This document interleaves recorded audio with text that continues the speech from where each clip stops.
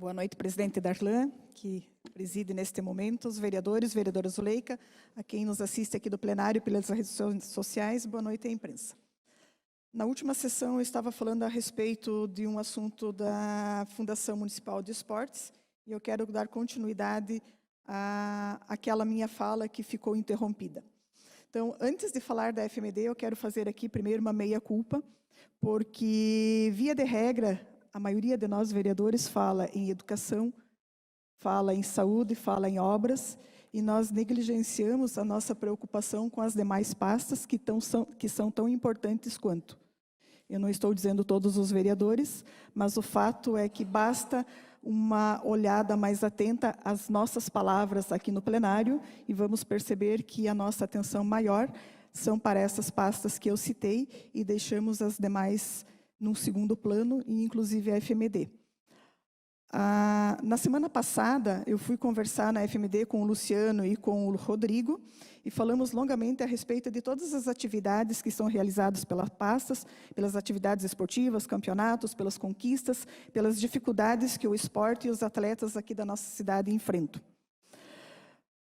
Uma conquista importante, tanto para os atletas quanto para os técnicos, foi a lei que nós aprovamos no finalzinho do ano passado, a lei número 4493, que ficou conhecida, ficou intitulada como Lei Bolsa Desportiva Municipal, que possibilitou que os atletas bolsistas que antes recebiam de R$100 a R$500, passassem a receber, a partir deste ano, de R$235 a R$1.027. Um acréscimo bastante considerável para todos esses atletas bolsistas. E a Bolsa Técnico, que antes a média era de R$2.200, passou agora de R$2.326 até R$5.439. Bastante considerável aumento. E os critérios para a concessão tanto da Bolsa Atleta quanto da Bolsa Técnico, eles são bem claros, estão dispostos em lei. Então, as pessoas que vão lá participar, elas já sabem de antemão como que será feita a classificação e a seleção. Por exemplo, uma modalidade que até no ano passado recebia em média 46 mil, passou a receber 112 mil esse ano, considerando, claro, o Bolsa Técnico, o Bolsa Atleta, para aquela modalidade, todos os que fazem parte dela, assim como taxas, o pagamento com as taxas e inscrições, e também o transporte para o local das competições. Então, foi um acréscimo de mais de 50%, que nas palavras do Rodrigo, não são ainda o ideal, mas melhorou bastante e possibilita bem mais as atividades de todos esses desportistas.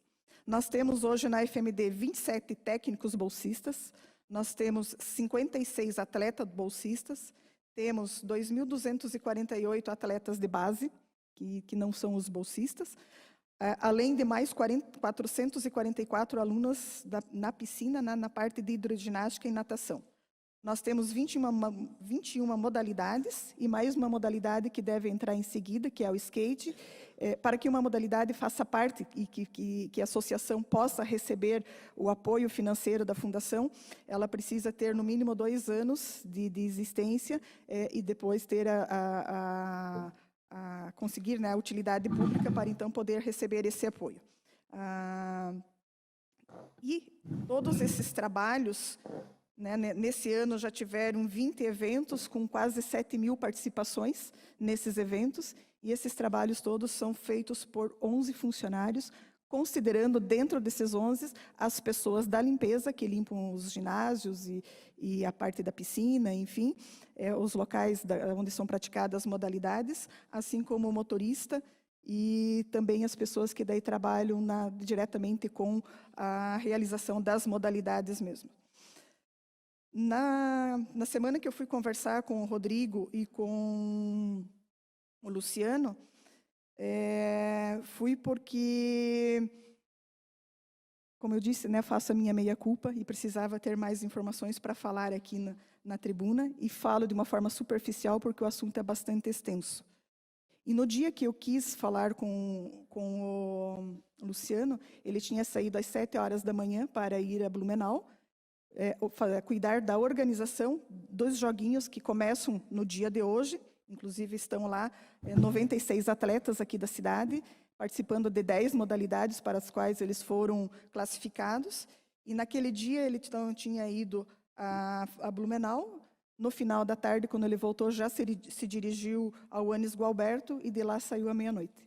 E eu fui falar com ele depois, na quinta-feira, isso foi numa terça-feira, fui falar com ele na quinta, e eu disse, enquanto muitos de nós acabam terminando o expediente e querendo ir para casa, eles ainda estão nos seus afazeres deles, porque nós gostamos, nós amamos o que faz. E o Chicão, acho que pode, né, vereador, confirmar isso, quem é do esporte gosta e faz por amor à causa. Também aproveitei naquele dia para conhecer alguns espaços onde acontecem algumas modalidades lá no centro administrativo. E eu gostaria que todos os vereadores, para quem ainda não conhece, fossem conhecer o espaço da ginástica olímpica. São guerreiros aquelas pessoas, aqueles atletas, aqueles professores, aqueles técnicos, porque é um espaço pequeno, com pouca ventilação, sem a altura necessária, sem as medidas oficiais, e eles fazem os seus treinamentos ali. E dessa modalidade nós temos resultados muito bons, espetaculares mesmo. Então, eu disse a uma professora que estava naquele momento, vocês são ótimos, vocês são guerreiros, e a gente tinha que dar uma atenção, porque desde que a ginástica saiu aqui do ginástico, onde ocorriam os treinamentos, foram alocados lá no centro administrativo e eles estão lá de uma forma precária mesmo. Então, outras modalidades estão de uma forma mais tranquila, mas a ginástica realmente precisa ser olhado com carinho.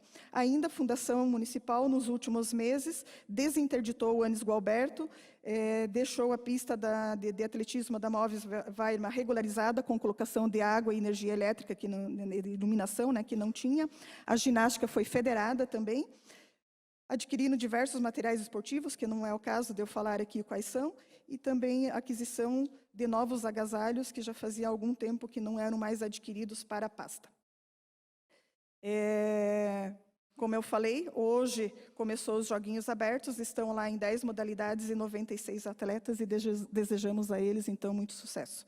Quero falar rapidamente aqui da castração, que vai acontecer aqui no município, que as notícias estão sendo divulgadas, mas eu tenho outro assunto, meu tempo está terminando, que eu quero falar aqui, que no estado de Santa Catarina foi aprovado um projeto de lei que prevê a concessão de pensão especial paga pelo governo do estado para pessoas que têm transtorno do espectro do autismo em nível 3.